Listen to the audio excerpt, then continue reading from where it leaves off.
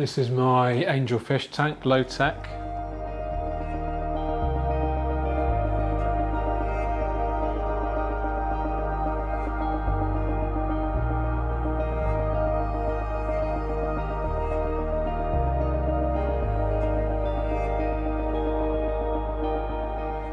How big should the angelfish get before I transport them into the Highline 400? What do you think? It's an interesting topic, isn't it? How big do you let the fish get for any given size of aquarium? I guess it depends on a lot of variables, such as the fish species, its eventual size, of course, how much space it needs to swim. So something like a pleco doesn't need as much swimming space because generally they stay in the same location. Angelfish are kind of in between. I think they live amongst the same kind of territorial area, so they wouldn't need a huge aquarium, but they do get very tall, so the aquarium probably, ideally, and especially from a visual perspective, needs to have an aspect ratio relatively high. One of the Practical Fish Keeping Magazine's articles I remember is talking about tank busting fish, and I think they came up with a guideline of the tank should be at least 6 times as long as the length of the fish. So I think that means the total length of the fish, because you have kind of standard length, which is, I believe, the length from the nose to the beginning of the tail, and then there's a total length. So I think they can grow a little bit more. If we use that 6 times guideline in regarding the height, then they're probably on the limit, I would say. But yeah, I don't think that's a thing, is it? It's 6 times the height of the fish. No. We'll probably change them over soon into the Highline 400. Let me know what you think in the comments. Always interested to hear what you've got to say. Always read your comments. There are ember tetras in here, and they are hiding at the moment. They do come out for food. I guess the angelfish kind of scare them a little bit. They're certainly too big to be eaten, I would suggest, but still the angelfish exhibiting some sort of predatory behaviour. I really like the blue and the orange contrast of the fish. It's got the orange, kind of orangey green background, which I think looks really good. This is from the light ground. But it's just a beautiful tank. It's really easy to look after. 1 water change a week. Doesn't even have a nutrient-rich substrate. It's just plain sand. And we're just using easy plants, no C2 injection, but I do dose a liquid fertiliser every day. That's because the lighting is relatively powerful. It's a Weo Slim 60 centimetre. This model is no longer in production. I did have a lot more floating plants in here, but I was just getting fed up with the kind of aesthetic actually, and there is some in there, so they will grow. It's the Amazon frogbit, the Limnaby and Levergarten. What's going to happen is that will eventually propagate and spread across the surface, and I can thin it out. But as a consequence of thinning out the frog bit, the light has actually extra light hitting the plants below, I think has caused some algae on the leaves. But you know what, I don't mind. I think actually it's quite attractive. It's supposed to be a natural style aquarium, not a strict biotype, of course. These aren't real. This isn't a wild caught fish or a wild available fish. But other than that, the plants are quite realistic. You know, they're all found together. They've got some Helanthium quadrigostatus, some Heteranthera zostifolia, a little bit of Ludwigia, and some Myriophyllum guyana, some Sagittaria as well, I believe. There's an Nymphaea as well here.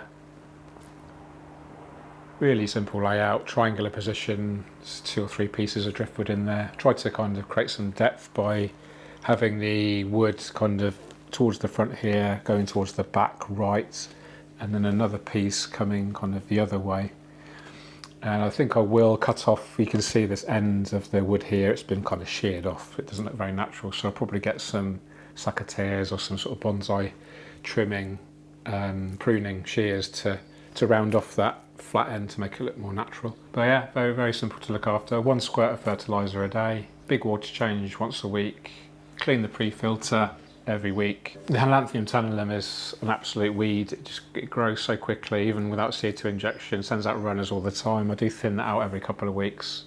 But what I'm going to do in the near future, when I do migrate the angelfish over to the big tank, I will be creating a new scape. So open to ideas. What would you create in this Scopoline 60? Probably do another natural style aquarium, really inspired by Ty Streetman's work. Excited for his book coming out later this year. It's available for pre-order. Check out the link in the description. I haven't tested the water. Should we test the water?